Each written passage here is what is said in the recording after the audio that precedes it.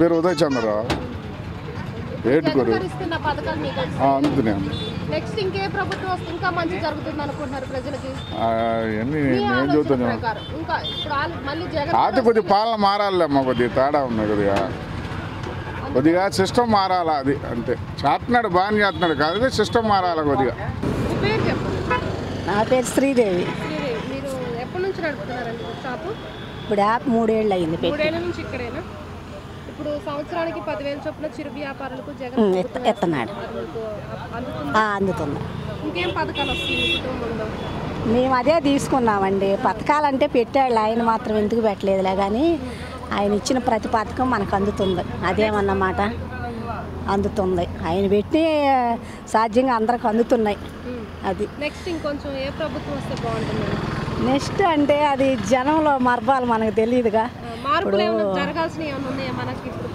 మార్పులు అంటే కాలం మారేకుంది, మార్పులు జరగాలని ఎవరైనా కోరుకుంటాంగా. మార్పు అనేది అవసరం ఉంటుందిగా.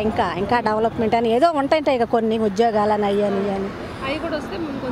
మరి చదువుకున్న వాళ్ళకి టీచర్లో మరి మనకు కూడా ఉద్యోగాలు రావాలి ఇటు.